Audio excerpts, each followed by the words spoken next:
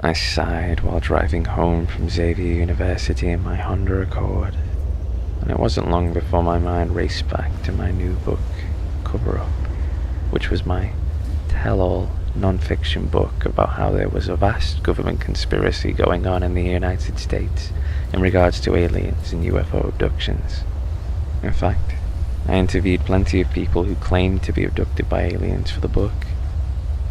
A glowing red light appeared in the sky above me while I continued driving home. I blinked, and the light was gone after I opened my eyes again. Oh well, maybe it was nothing. I was probably exhausted from a long day of teaching because Monday was my busiest day since I taught 4 aliens and pop culture classes. I returned home sometime later, noticing there was a red flashing 1 on the answering machine when I walked into the kitchen. I punched play before going over to the fridge to see if there was any leftover food. Hi, Stephen. It's Cece Stark from the New York Gazette. I was just wondering why you haven't returned any of my previous 6 messages. I would love to chat about your book. I think it would be great since we could help each other. Anyway, you have my number since I left it on the previous messages on your answering machine, so call me. I'm serious. Cece Stark was a piece of work since she was starting to get on my nerves. Being covered by a reporter from the New York Gazette could have been seen as flattering, but 7 calls? Seriously? I might have seemed crazy for not taking advantage of the free publicity, but I couldn't shake the feeling that Cece was only doing the profile on me to make fun of me. I was still worried what people thought of me even though I had tenure at Xavier University, because that didn't stop people from whispering about me in the hallways, revealing that a lot of people thought I was weird for having an alien obsession. One thing was clear. Cece needed to get a life ASAP because it was starting to feel like I had a stalker on my hands. And no, obsessing about UFOs wasn't wrong. Doing something that I loved comforted me, as it was something most people couldn't say. So maybe, just maybe, other people's opinions were irrelevant. I went for a walk several mornings later around 6 a.m. since it was what I always did before teaching my class of the day at Xavier University. Unfortunately, a disc-shaped craft started zipping through the sky after appearing out of nowhere. I then ran in the opposite direction because it started following me. It descended in altitude and was now only a couple of 100 feet above me. A beam of light shot out from the UFO in addition to me being unable to describe my current state of mind. It was as if I was paralyzed or something since I couldn't move. Either that or I was too scared. It also could have been an altered state of consciousness. The front of the UFO opened up as the staircase unfolded before the craft descended even lower, and was now no more than 50 feet in the air above me. 2 humanoid-sized beings stepped out of the craft, shuffling towards me. Their appearance was closer to a reptile than a human because they happened to have greenish-blue tinted skin, even if they were humanoid in size. It also didn't help that their eyes were at least 4 times the size of normal human eyes. The worst part was, my expertise on the subject didn't even matter, because for some unknown reason that I concluded from my research, aliens had a paralyzing effect on people, which meant you couldn't move once you were close to an alien. The 2 aliens slashed over to me before I could even scream, and they each grabbed one of my arms. The UFO sucked us up a moment later while a buzzing sound rolled through the air before the disc zapped away into the sky. I was strapped down on something that resembled a long chair you would sit on in a doctor's office a couple of minutes later while each one of my limbs were tied down. Thoughts such as if I should live or ever get back to Earth flooded my mind, even if they didn't matter since I couldn't get up. 4 aliens returned to the part of the craft I was at. One of them approached me, carrying a large knife, while the other 3 looked on at me like it was Christmas.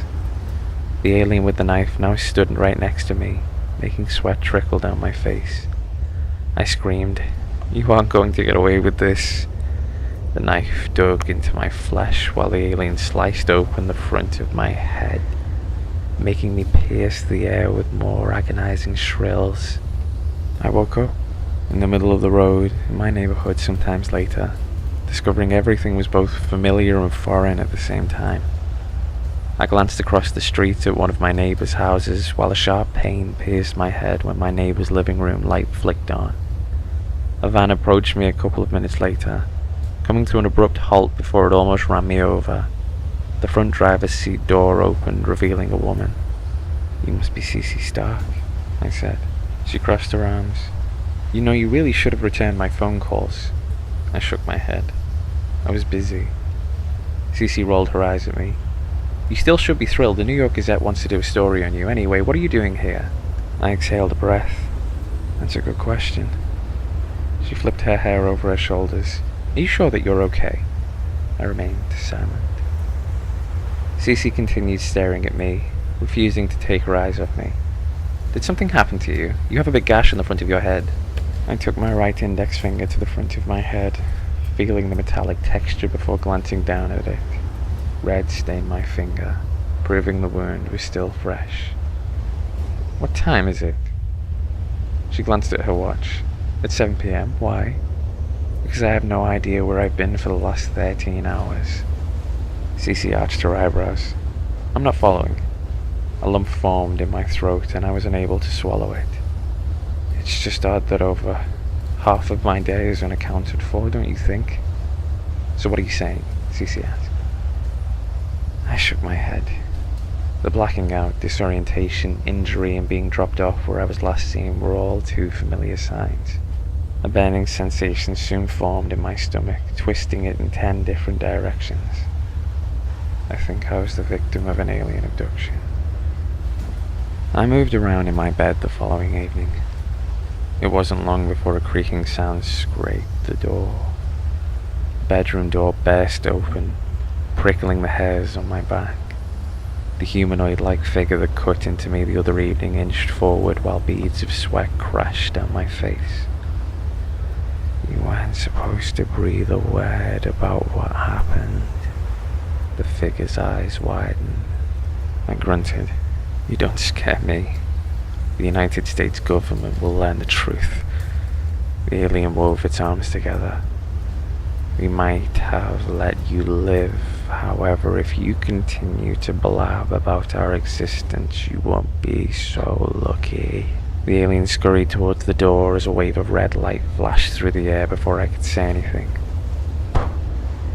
The alien was gone.